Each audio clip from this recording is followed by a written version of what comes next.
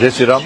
భాగ్యనగర్లోని పాత బస్తీలో సక్సెస్ పాఠశాలలో ఆ పాఠశాల యాజమాన్యం హిందూ విద్యార్థులను కల్మా సూరా ఫతే చదవాలని చెప్పి ఒత్తిడి తీసుకురావడం, నేరుగా డైరీలో రాయడం నిజంగా ఇంతకంటే దుర్మార్గం ఇంకోటి కాదు. వాళ్ళ పాఠశాలలో అన్ని మతాలకు సంబంధించిన విద్యార్థులు విద్యను అభ్యసిస్తూ ఉంటారు. పాఠశాలలో విద్యార్థులకు క్వాలిటీ విద్యను అందించాలి. వాళ్ళ దేశానికి ఉపయోగపడే విధంగా, సమాజానికి ఉపయోగపడే విధంగా విద్యార్థులను తయారు చేయాల్సిన ఆలోచన ఉండాల్సిన యాజమాన్యం దానికి విరుద్ధంగా వారి యొక్క మత విశ్వాసాలను, వారి యొక్క మత ఆచార వ్యవహారాలను ఇతర మతస్థులకు సంబంధించినటువంటి విద్యార్థుల మీద ఒత్తిడి తీసుకురావడం నిజంగా ఇంతకంటే దుర్మార్గం ఇంకోటి కాదు. ఇవాళ ఎవరు చూసి ఈ విధంగా బరిదగించి ఇతర మతాలకు సంబంధించిన విద్యా సంస్థలు రెచ్చిపోతున్నాయో ఒక్కసారి ఆలోచించాల్సిన అవసరం ఉంది. పాత బస్తీ ఎవరి జాగిరి కాదు, ఎవరి తాదాసి కాదు, ఎవరి ప్రాంతం కాదు. ఈ పక్క పాత బస్తీ హిందువులది. ఇవాళ మస్జిద్ పార్టీ యొక్క అండదండలు ఉన్నాయని చెప్పి ఒక ఆలోచనతోని ఈ విధంగా ఇస్లామిక్ సంబంధించినటువంటి ఇస్లాం మతానికి సంబంధించిన యాజమాన్యాలు ఇలా హిందూ విద్యార్థులను వేధించడం, బలవంతంగా వారి మత విశ్వాసాలను పాటించే విధంగా ఒత్తిడి తీసుకురావడం నిజంగా సిగ్గుచేటనే విషయం. రంజాన్ సందర్భంగా వాళ్ళు ప్రత్యేకంగా ఉపవాస దీక్షలు వేయడానికి కానీ, నమాజ్ చేసుకోవడానికి ప్రత్యేక వెసులుబాటు కనిపిస్తారు.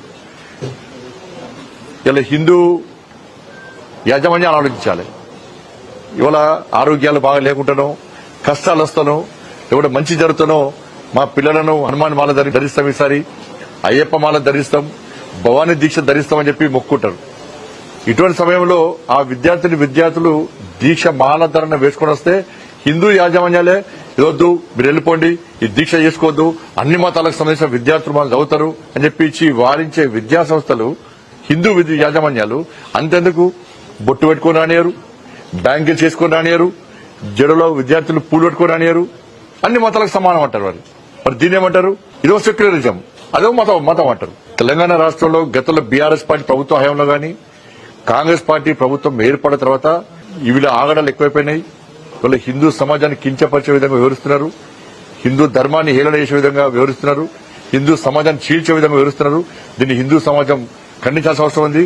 హిందూ సమాజం జాగృతం కావాల్సిన అవసరం ఉంది. ఈ సందర్భం కూడా తెలియజేస్తున్న హిందూ సమాజానికి. నెక్స్ట్ తెలంగాణ రాష్ట్రంలో ఏర్పడేది భారతీయ జనతా పార్టీ ప్రభుత్వం.